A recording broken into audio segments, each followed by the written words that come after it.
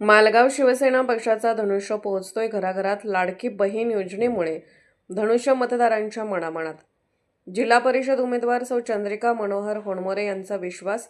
मालगाव जिल्हा परिषद गट व पंचायत समिती गट निवडणुकीसाठी मोठी चुरस लागली असून आता शिवसेना ही प्रचारात आघाडी घेत आहे.